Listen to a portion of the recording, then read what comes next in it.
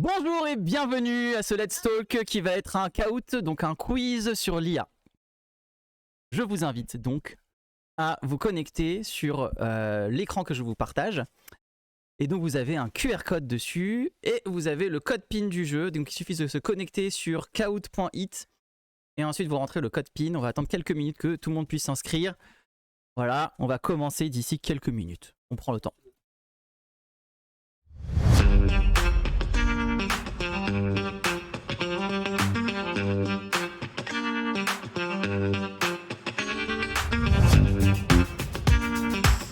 Ok, let's go, on commence le jeu.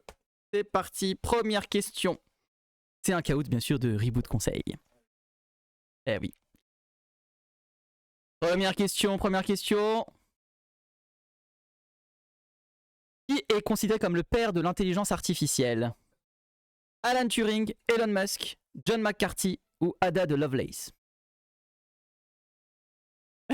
On ne triche pas. On ne pompe pas les réponses sur les autres. Ça commence très bien, voilà. Et la réponse était John McCarthy. Et oui, beaucoup de personnes pensaient que c'était Alan Turing et c'est tout à fait pertinent. Moi aussi, je pensais au début que c'était Alan Turing. Parce que j'avais vu un film qui s'appelle Imitation Game, qui était en 2014 et qui parlait notamment du test de Turing. Il y aura une question un peu plus tard, donc je ne vais pas trop détailler. Mais celui qui a créé le terme de l'intelligence artificielle dans un congrès en 1950, de mémoire, c'est John McCarthy. Voilà. Ah, c'est tricky, hein. Oh là là, Nana du 90 représente. C'est Annelle. Bravo Annelle. Qu'est-ce qu'une IA faible? Attention, une IA qui peut accomplir toute tâche intellectuelle qu'un humain fait, une IA avec des sentiments et des émotions, une IA qui a échoué à ses tâches initiales, une IA conçue pour une tâche spécifique sans conscience. Ah ah.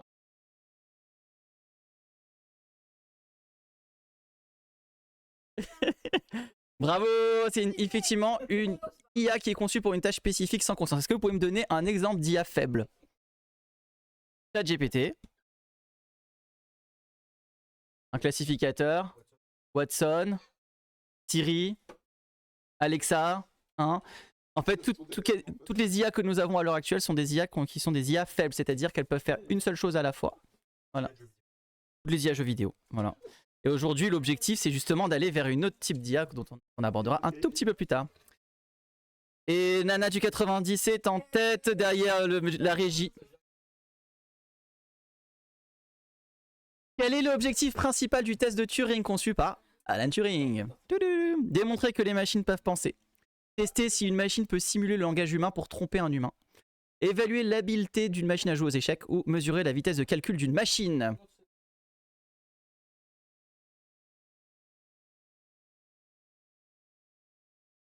Je te donne un indice. Effectivement, le but du test de Turing, qui a été conçu par Alan Turing, c'est justement de tester si une machine peut simuler le langage humain pour tromper un humain. Et dans le film Ex Machina, je t'invite à voir, qui est vraiment excellent. D'ailleurs, c'était la première fois qu'il réalisait un film, il me semble, ou qu'il produisait un film. Mais le film est extraordinaire parce que l'objectif, c'est justement de parler avec une intelligence artificielle qui est présentée sous forme cyborg, on pourrait dire. Voilà, je dis pas trop de choses. Et l'objectif, c'est de savoir si effectivement elle a des émotions, elle a une conscience, etc. Donc, c'est hyper intéressant parce que je vous rappelle qu'Alan Turing, c'est autour des années 1950. Quand même. Et tout à fait, c'est lui qui a résolu le problème de la machine Enigma, notamment. Très bon film. Nana du 90 est toujours en tête. Elle est on fire. Derrière, nous avons Michel qui colle au basque. Lila, en 3ème position. Ouais, Lila, Qu'est-ce qu'une IA forte? Eh oui. Une IA qui excelle dans les jeux vidéo. Une IA qui peut comprendre et apprendre toute tâche intellectuelle. Une IA qui peut effectuer des calculs complexes rapidement. Une IA spécialisée dans la reconnaissance d'images. Une IA qui fait de la muscu ne fait pas partie des options. Tout à fait, c'est une IA qui peut comprendre et apprendre toute tâche intellectuelle. Alors, le principe de ces IA, c'est ce qu'on appelle aussi une IA généraliste. L'objectif, c'est qu'on puisse arriver à faire quelque chose qui ressemble le plus à notre cerveau humain avec des intelligences artificielles. C'est ça l'objectif de créer une IA forte. Aujourd'hui, ça n'existe pas. Mais il y a beaucoup de travaux de recherche qui sont actuellement en cours pour y arriver. Michel passe en tête avec 3477 points. Bravo Michel. Michel à la régie, hein. Parmi les IA citées ci-dessous, laquelle est une IA forte? Facile. ChatGPT, Midjourney, Skynet ou Alexa? Chaud.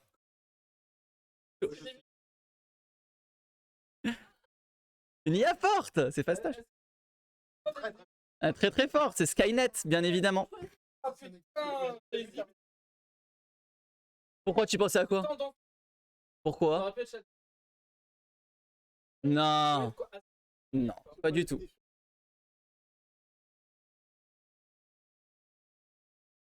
Ça n'a pas de conscience. Skynet, elle a exactement toutes les fonctionnalités qui permettent de dire que c'est une IA générale. Ou une IA forte. Eh oui. Michel de la régie est toujours en tête, derrière Nana du 90 suit, Abby Oscar monte, attention. Et Jackie du 67 est en 4ème position et Marie-Claude. Marie-Claude représente. Marie-Claude. Qu'est-ce que l'apprentissage supervisé en IA? Alors, l'IA apprend sans aucune intervention humaine. L'IA apprend uniquement à partir de ses erreurs. L'IA est programmée pour des tâches spécifiques sans apprendre. L'IA apprend à partir d'exemples étiquetés fournis par des...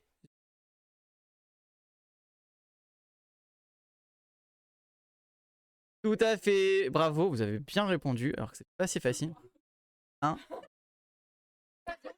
Marie-Claude n'a pas bien répondu. Le principe d'une IA, qui est de l'apprentissage supervisé en IA, c'est justement d'apprendre à partir des exemples étiquetés par des humains. C'est-à-dire qu'on va fournir un certain nombre de données, et ça, il va falloir faire un premier tri de catalogage des données, pour pouvoir permettre à l'IA de pouvoir se baser dessus pour pouvoir apprendre. Tadam! Et Michel est toujours en tête, on le félicite. Nana du 90, Abby Oscar. Ah, Marie-Claude est sortie du classement. Ah, va-t-on la revoir? Bonne question. Que signifie le terme machine learning, apprentissage automatique?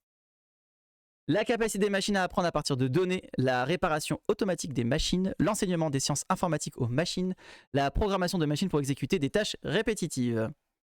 Astoche.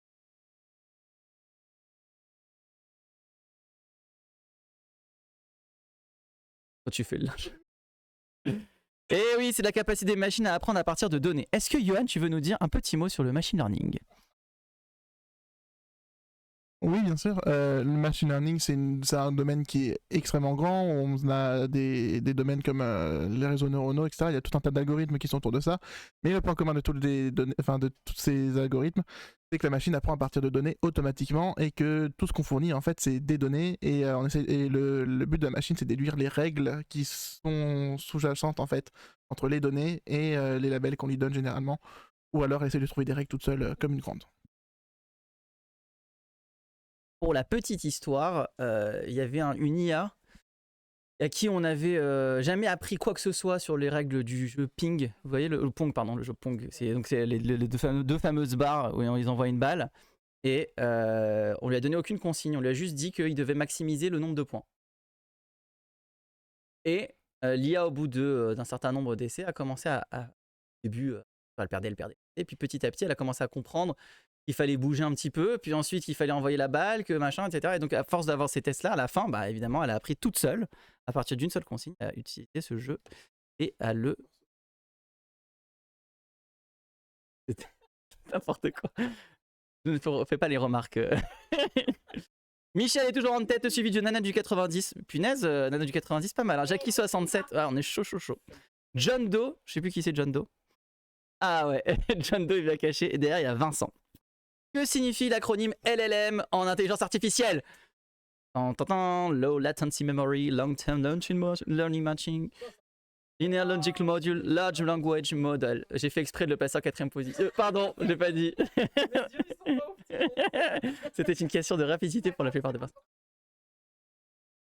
Waouh, bravo! 16 réponses directement sur le fait que ce soit Large Language Model. Le modèle des LLM, et évidemment, les IA de type LLM sont le modèle dont on a le plus entendu parler cette dernière année, puisque ChatGPT est basé dessus, parce que Midjourney est basé dessus, etc. Donc l'ensemble des IA qui ont le vent en poupe sont des modes de type LLM, et donc c'est pour ça qu'on en entend autant parler. Suivant. Question. Quelle est une caractéristique clé des LLM comme GPT? Générative Pre-Entrained Transformer. Ils nécessitent une supervision humaine constante. Ils peuvent générer du texte cohérent et contextuellement pertinent. Ils sont principalement utilisés pour les calculs mathématiques. Ils ne peuvent fonctionner qu'avec des données structurées. C'est stressant, hein, ouais, c'est stressant.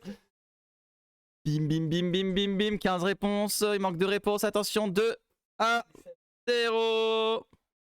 Et donc, ils peuvent générer du texte cohérent et contextuellement pertinent. Bien sûr, bien entendu.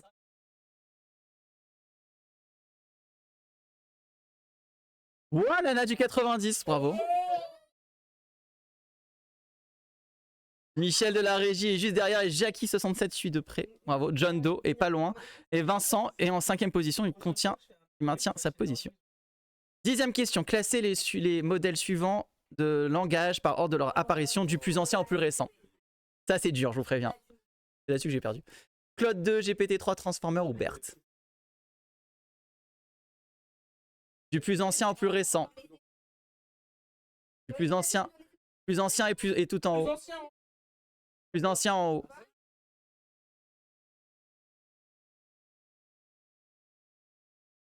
Il n'y a que des dégradés de couleurs que tu veux faire, ça veut rien dire.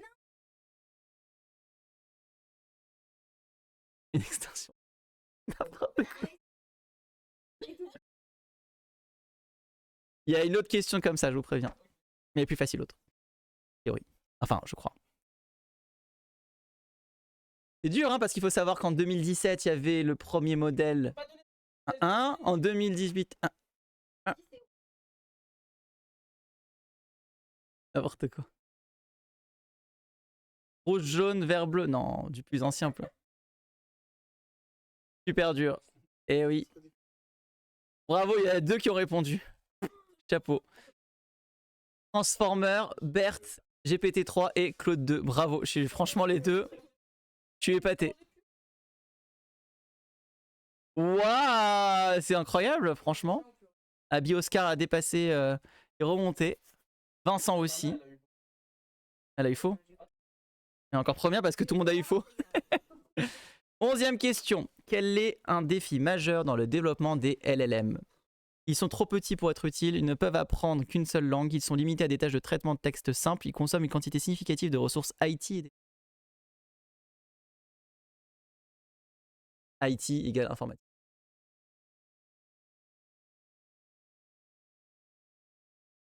Non. Tout à fait. Et oui, ils consomment une quantité significative de ressources IT et d'énergie. En fait, il faut savoir que tout ce qui concerne les intelligences artificielles existe depuis vraiment bien longtemps en termes de concept. Seulement, pourquoi c'est aussi populaire depuis quelques temps? C'est que le hardware, donc le fait de les machines, ont permis de pouvoir supporter un certain nombre de possibilités de traitement de calcul qui font que du coup ces modèles-là peuvent voir le jour. Mais la contrepartie évidemment de ça, c'est que ça consomme une quantité astronomique de ressources informatiques et en énergie. Et donc ça va être un nouveau défi qu'il va falloir surmonter, de savoir optimiser, faire en sorte qu'on ne crame pas toute l'énergie possible à cause de ça. Voilà, on se souvient notamment des bitcoins avec les fermes, les usines qui faisaient pas mal d'hectares et qui consommaient une énergie en permanence. Colossale. Voilà, Jackie67 est passé en haut. Ouais, c'est bon. Ah ouais, t'as disparu. Suivi de Michel, Abby Oscar, Vincent et John Doe. Eh ben, Nana du 90, adios. Quelle technique est souvent utilisée pour améliorer les performances d'un LLM dans des tâches spécifiques? Et là, c'est dur. Je vous préviens. Formation supervisée sur des données spécifiques à la tâche, réinitialisation complète du modèle, diminution de la taille du modèle, utilisation exclusive de données non textuelles. C'est dur. Il n'y a pas de c'est une piège. C'est pas dur. Je réfléchis. Oui. La formation supervisée sur des données spécifiques à la tâche, c'est ça qui est le plus souvent utilisé pour améliorer les performances d'un LLM dans des tâches spécifiques. Supervisé, c'est-à-dire que on fait en sorte que de pouvoir dire si le modèle va dans le bon sens ou dans le mauvais sens, etc. Donc on supervise réellement les choses. C'est un gros travail, quel que soit le type d'IA qu'on veut mettre en place. Jackie du 67 est toujours en tête, dis donc. Abby Oscar est en deuxième position. Michel! Oh Michel! Michel, Marie-Claude est partie, Jando et Vincent. Vrai ou faux? Tous les modèles de langage à grande échelle LLM nécessitent une supervision humaine directe pour générer des réponses. Vrai ou faux? Vrai ou faux? Vrai ou faux? Vrai ou faux? Vrai ou faux? Vrai ou faux? Vrai ou faux? Est-ce que tous les modèles de LLM ont besoin d'avoir une supervision humaine directe pour générer des réponses? Arrêtez de faire. Comment ça? Les questions et qu'est-ce qu'une supervision humaine? Alors, quelqu'un peut répondre à Pierre-Marie sur... Vas-y.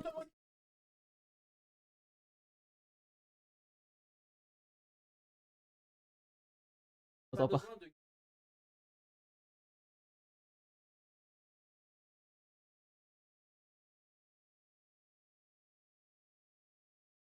Précisément.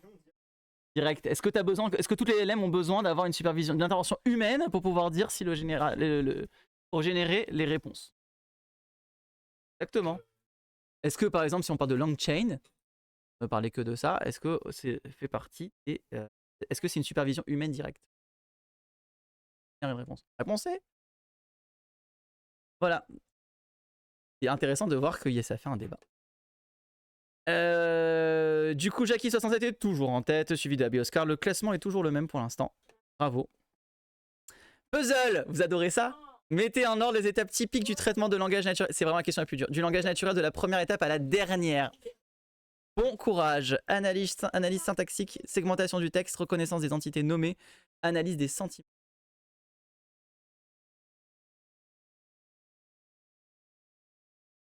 Exactement. Il y en a un qui a demandé comment ferait un humain.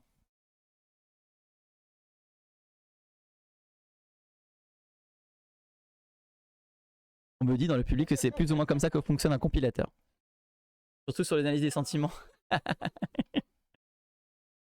Oui, c'est vrai. Ah, la machine à laver. Attention, il vous reste 15 secondes.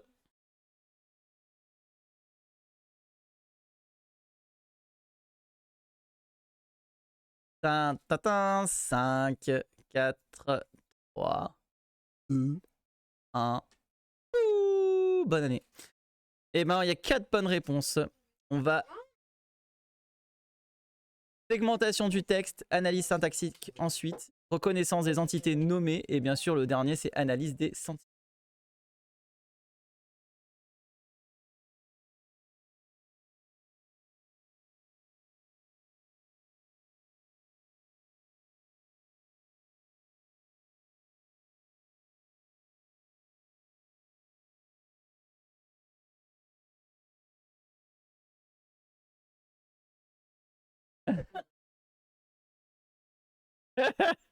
C'était la dernière question de ce type-là.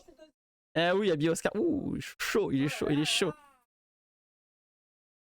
15 sur 21. Quel est le but principal du prompt engineering dans le contexte des modèles de langage? Réduire la taille des modèles de langage, accroître la vitesse de traitement des modèles, améliorer la qualité et la pertinence des réponses du modèle, augmenter la quantité de données nécessaires pour l'entraînement. Fastoche. Tout le monde a la réponse. Bravo. Ouais, franchement, vous êtes pas mal. Bravo. Effectivement. Abby Oscar est toujours en tête. Suivi de Jackie. Michel a fait une remontada. Quelle technique de prompt engineering implique d'ajouter des exemples dans le prompt pour guider le modèle? Le few shot learning, le chain of thought prompting, zero shot learning, negative prompting. Eh oui.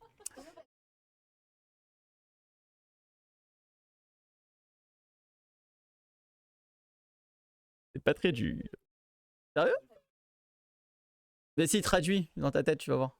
T'as la réponse. C'est le few shot learning. En fait, à partir de quelques petits exemples, tu vas commencer à essayer de guider le modèle. C'est tout. C'est tout. Comment ça?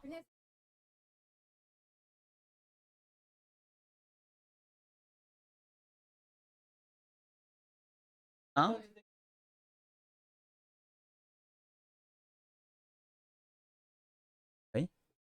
En fait, tu vas guider le modèle. Donc ça veut dire que typiquement quand tu vas créer, enfin bon, dans ChatGPT, on en parle beaucoup de ça. Tu vas donner des instructions, tu vas dire si tu as besoin de passer par des étapes intermédiaires, pose-moi des questions pour que je puisse t'aider à compléter ton chemin. Et c'est ça qui va permettre petit à petit d'aider le modèle à apprendre la démarche dans laquelle tu vas aller. Et en fait, tu vas plus ou moins conditionner petit à petit le modèle de telle manière à ce qu'il s'oriente vers la direction que toi vers laquelle tu veux l'emmener. Voilà. Abi Oscar est toujours en tête, Michel est remonté. Ouh, Michel, tu n'es pas très bien. John Doe aussi, Vincent aussi, Jackie67 a fait une dégringolade. Je me suis trompé de bouton. Le classique. Il y avait du vent. Pourquoi le prompt engineering est-il très important lors de l'utilisation de modèles langage pré-entraînés? Il réduit le coût de l'entraînement des modèles, il adapte les réponses du modèle à des tâches sans réentraînement, il permet d'augmenter la taille du modèle sans coût supplémentaire, il facilite la programmation des modèles en d'autres langages informatiques. Là, je vois dans le public des mous qui disent dubitative sur peut-être que c'est ça. Dubitatif. Il adapte les réponses du modèle à des tâches sans réentraînement.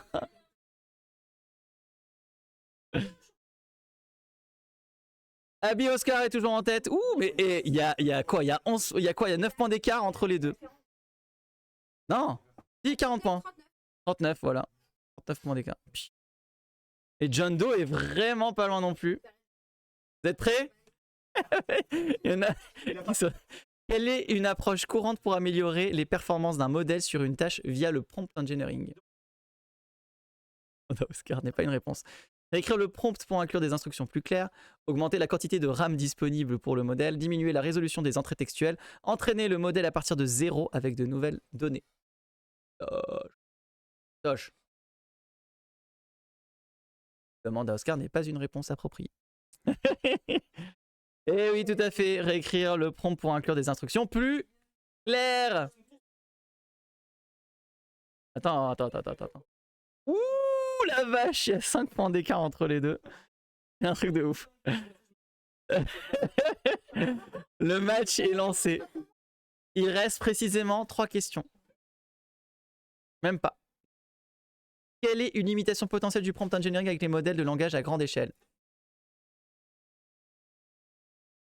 Il peut conduire à des réponses incohérentes si le prompt est mal conçu. Il nécessite toujours l'intervention d'un expert en langage programmatique. Il rend les modèles moins sûrs et plus susceptibles aux cyberattaques. Il diminue la diversité des réponses générées par le modèle. C'est fait exprès. Les phrases sont longues volontairement. Et oui, il faut lire, il faut réfléchir. Le but, c'est de réfléchir. Voilà. Il peut conduire à des réponses incohérentes si le prompt est mal conçu. Et il peut arriver... On peut amener à des hallucinations. Ben oui. Exactement ça. Non, il n'y a pas d'arnaque, c'est juste que c'est la première réponse. Eh oui. Et ça râle dans le public, mais c'est très bien. Voilà, si vous voulez amener un modèle à délirer, vous lui faites exactement travailler là-dessus. Le mot. Oh là là, Bioscar est bien en tête. Dis donc, Michel. Tu as échoué, Michel. Michel, dégringolade. Attention. Qu'est-ce qu'une IA ne peut pas faire? Concevoir des images à partir d'un prompt, dialoguer en utilisant un langage naturel, composer de la musique, éprouver des émotions. Basta.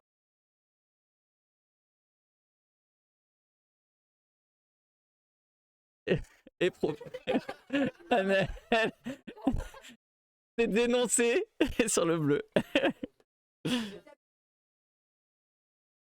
Faut pas faire ça. John Doe. Allez, dernière question. Vous êtes prêts? Une question qui amène un peu de philosophie dans tout ça. Qu'est-ce que la singularité en IA? Le moment où une IA devient capable de programmer d'autres IA sans humains, le moment où une IA atteint et dépasse l'intelligence humaine, une méthode pour traiter des données pour éviter les erreurs de calcul, l'IA apprend à exécuter des tâches sans entraînement préalable. Hein? Ah, t'as fait. On va voir. Dernière question. Eh oui. C'est pas ça. Ce n'est pas ça. La singularité, c'est le point où l'humain est dépassé par la machine. Non, c'est pas ça. Non, c'est la singularité. Définition philosophique de la chose.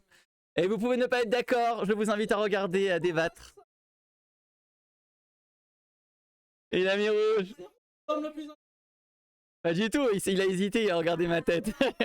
Avis Oscar est en 3ème, Vincent est en 2ème. Et le grand gagnant est... Et... Michel de la régie. On applaudit Michel. John Doe en 4ème et Jackie 67 en 5ème. Jackie 67, je suis désolé, vous êtes en 5ème position. Voilà. Quelle ambiance. Bravo. Bravo, bravo. 1 sur 17 personnes. 17 participants. Voilà, je vous félicite d'avoir participé à ce petit caout. Y a-t-il des questions dans l'assistance?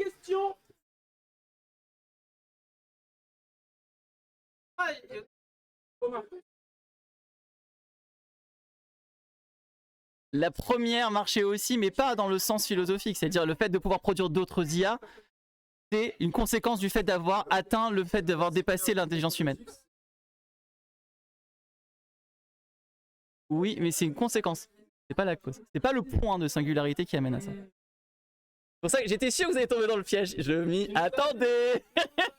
Y a-t-il des questions dans le chat, Johan? Non?